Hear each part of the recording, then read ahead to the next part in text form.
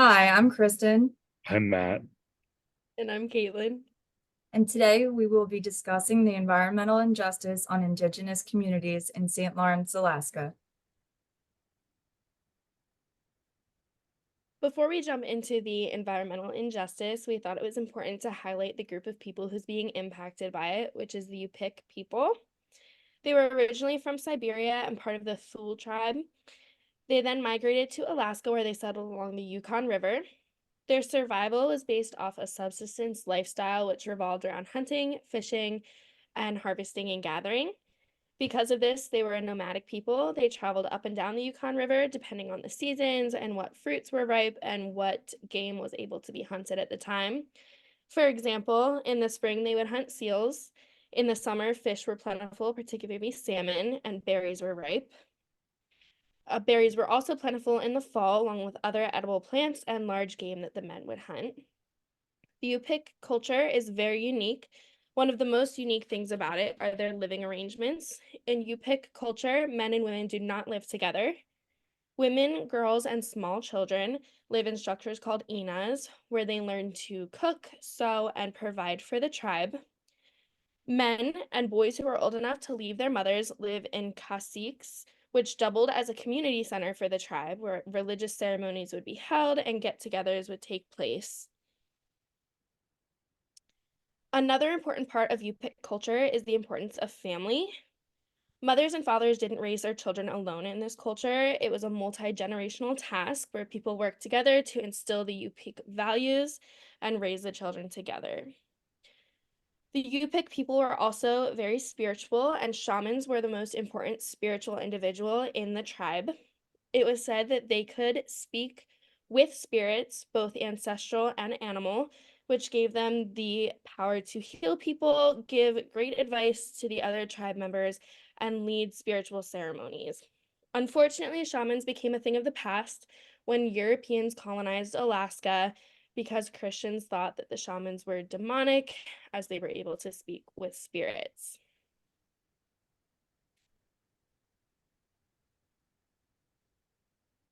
Okay, I'm going to talk about the environmental injustice. So water contamination seemed to have been the biggest problem when coming to the Yupik people.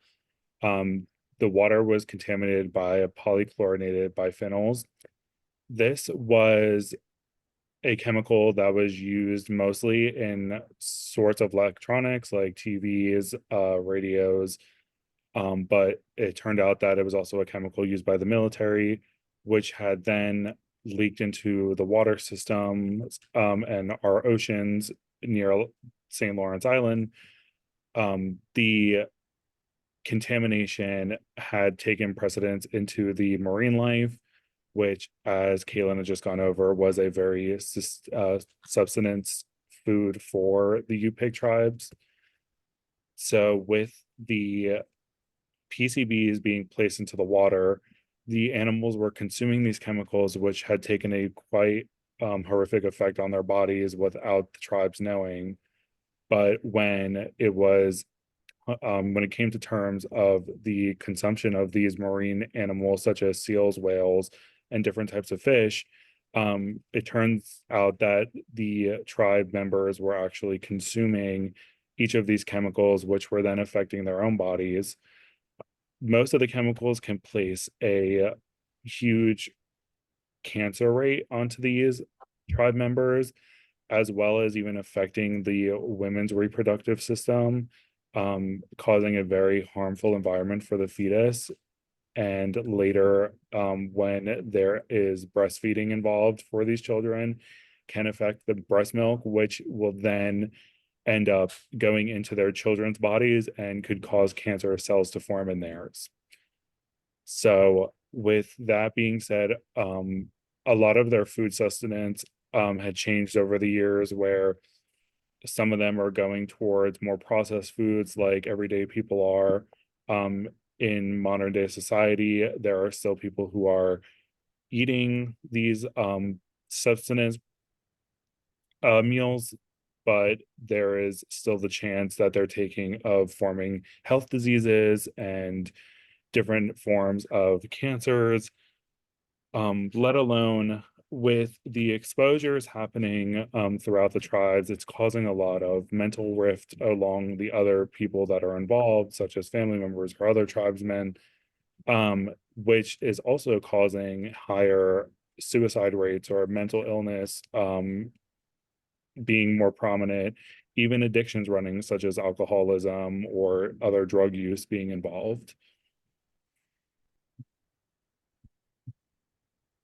When it comes to combating the injustice, I think it's important to first understand who is responsible for causing the contamination. As Matt had touched on a little bit, I'm just going to go into a little more detail.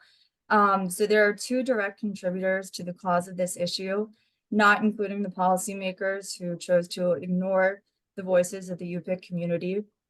So there were three large corporations that were to blame, including General Motors, Aluminum Company of America, and Reynolds Metals. And the other one was the United States military, who left behind two formerly used defense sites that were stationed during the Cold War, which ended in 1940, but is yet to be completely eliminated from its toxic waste. And despite the ongoing contamination of St. Lawrence, there are multiple policies and agencies in place that share the common goal to protect, preserve, and restore the environment and the environmental rights of the people. However, not all of them have withheld their promises or their mission goal. So I did list a few below. I won't read them all for the sake of time, but you can look at them. A portion of these agencies have more specific missions, such as the St. Lawrence Environmental Trustee Council that focuses on cultural preservation in relation to the environment, and the Defense Environmental Restoration Program, which specifically states that there is a requirement for the Department of Defense to identify, investigate, and clean up any past contamination prior to 1986 from hazardous substances and waste and correct environmental damage. And despite these policies, very little progress has been made over the past 84 years. What has been done is in March of 2013, the St. Lawrence Environmental Trustee Council won a settlement of about $40 million to go towards the damages caused by the three major industrial companies that were contaminating the water. And in 2018, almost 80 years after the Cold War ended, the DoD, Department of Defense, contributed $125 million towards the cleanup of St. Lawrence after getting pushback from environmental advocacy groups, including ACAT, Alaska Community Action on Toxins. And VWAG Yi is a part of the ACAT, and she is a UPIC community member herself from St. Lawrence, who was appointed by President Biden in 2021 to join the Environmental Justice Advisory Council, which has helped give the UPIC community representation. However, WAG has repeatedly mentioned in interviews that they are only just beginning and there is still a lot to be done.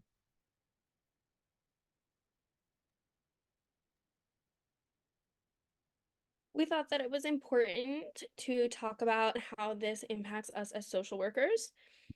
So we turned to the National Association of Social Workers for our guidance.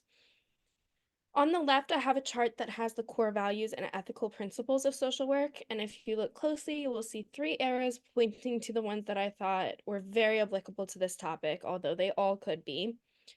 The first value is service, and the ethical principle that goes along with that says social workers draw on their knowledge, values, and skills to help people in need and to address social problems. The Yupik people are facing inhumane conditions with the waters that they've used for drinking and fishing being contaminated, and it's a major social problem and something that social workers should care about. The second value is social justice, and the ethical principle that goes along with this says social workers pursue social change, particularly with and on behalf of vulnerable and oppressed individuals and groups of people. The UP people have a history of being discriminated against, making them a vulnerable and oppressed group that social workers should be looking out for. The last value I wanted to highlight is dignity and worth of the person, and the ethical principle that goes along with this says social workers treat each person in a caring and respectful fashion, mindful of individual differences and cultural and ethnic diversity. discrimination against the Yupik people, but the contamination of water sources near them is not indicative of the government treating these individuals with dignity and respect. So social workers should be stepping up to make a change. In addition to the core values and ethical principles, the National Association of Social Workers has a long list of ethical standards that they expect social workers to abide by, 4 of which I have listed on this slide. 1.05 talks about cultural competence, 4.02 talks about discrimination, 6.01 talks about social welfare, and 6.04 talks about social and political action.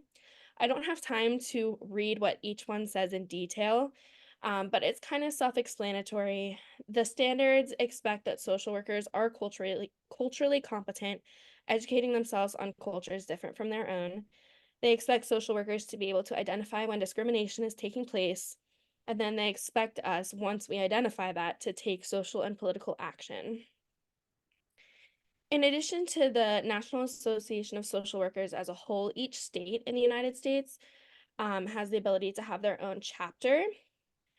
So I thought it important to look at the Alaska chapter, and I included their mission statement, which says, the mission of the NASW Alaska chapter is to advance the profession of social work, address the professional needs of a diverse membership, and to facilitate change, which enhances the quality of life and promotes social justice.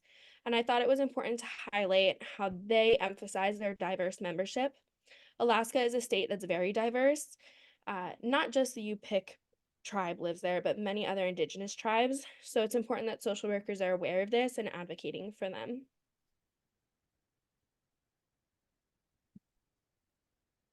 When looking at the different levels of social work, we have our macro, meso, and micro levels. In the macro level, the UPIC people are getting environmental justice or at least having advocacy through the Alaska Community Action on Toxics. This helps get in touch with all 229 indigenous tribes of the UPIC people, and they actually contact each other through faxing because none of them have a lot of modern technology to contact everyone through phone, email, or any sort of smartphone that we use in, I guess, everyday society. Um, they are trying to create a healthier environment for the UPIC people. That way they are not worrying about consuming their marine foods that is very sacred to them, and it can go back to using their cultural life as a whole instead of having to take out what they are grown up to know. Through this community action, they are trying to place different policies and introduce them to their local government, as well as taking it all the way to the federal governments. Next, for our meso, we have the UPIC Fishing Village School. This is a school that is, teaching young children about the different forms of the UPIC culture, but is now also starting to advocate for different types of climate change due to the everlasting change of how icebergs are melting and how can it affect our island, how the water contamination is really messing with the marine life and their food intake.